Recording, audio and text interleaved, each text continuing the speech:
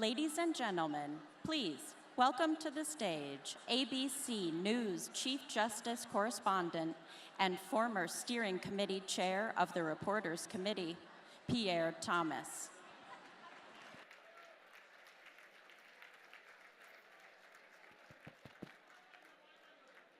All right. I think everybody's about to take their seats.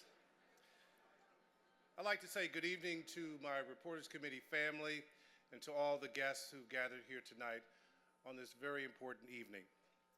It's my distinct honor to introduce my friend and colleague, Martha Raddatz, Chief Global Affairs Correspondent and co-anchor of This Week with George Stephanopoulos.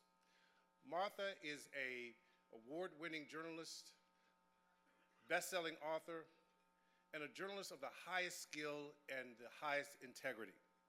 She's someone who believes in the First Amendment, and I believe she set the kind of example that we all need to set, that we all can live and work by. And she has helped further our cause just by being Martha Raddatz. So it's with great joy and with great pride that I introduce Martha Raddatz.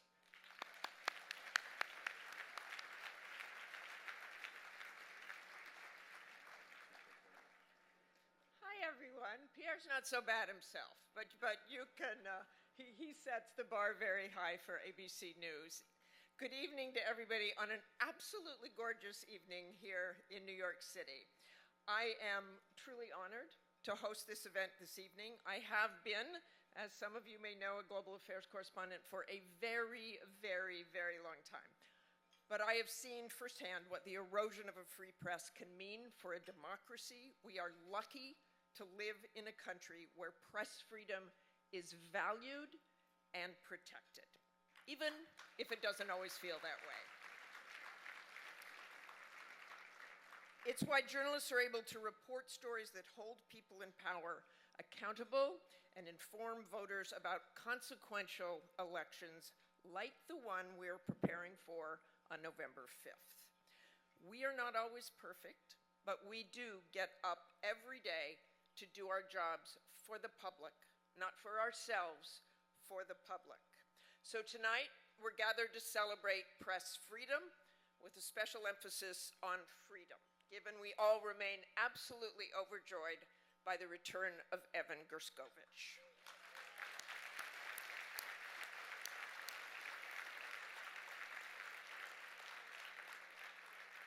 He is the Wall Street Journal reporter, of course, who was imprisoned in Russia for 491 days for just doing his job. We will hear shortly from Dow Jones CEO and Wall Street Journal publisher Almar Latour, our co-chair this evening. He's going to tell us about the fight to bring Evan home and what this past year has meant for Evan, for the Journal, and for press freedom more broadly. We are also here to celebrate the tremendous work of the Reporters Committee for Freedom of the Press. Their attorneys work tirelessly to ensure that the legal rights of journalists here in the US remain strong. I want to clap right now for them.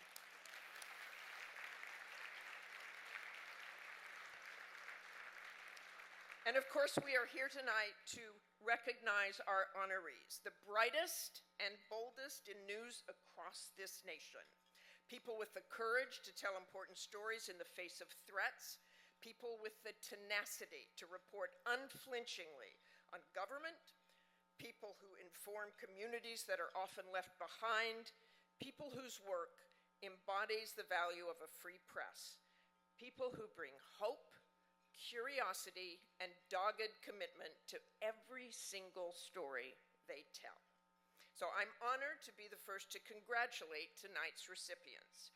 Stephen Engelberg, editor-in-chief of ProPublica, and Maria Hinojosa, founder and president of Futuro Media, who are both receiving the Career Achievement Award this evening. Josie Huang from Laist, our Catalyst Award recipient. Local Champion Award winner, Mazen Sidamed, co-founder of Documented. Our Rising Star Award winner, Cece Wei, now the Chief Impact Officer. You got your cheering sections here, guys. It's all good.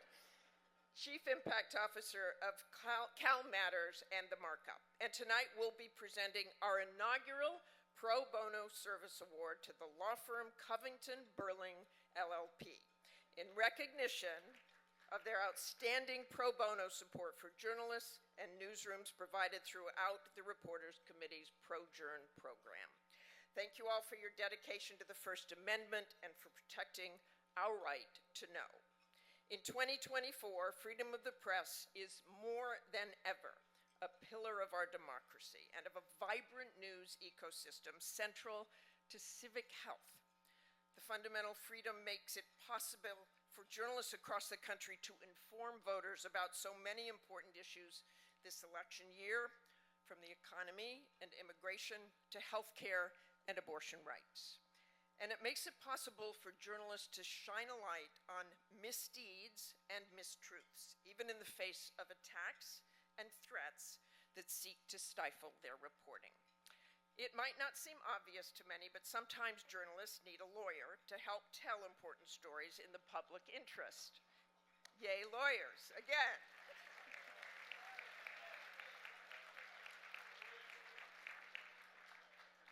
In the Reporters Committee, newsrooms big and small can find the support they need to report the news you need.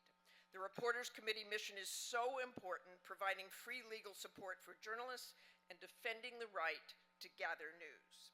To tell us more about their work and, more importantly, what it means in such a pivotal moment, please join me in welcoming Reporters Committee Chair Stephen Adler.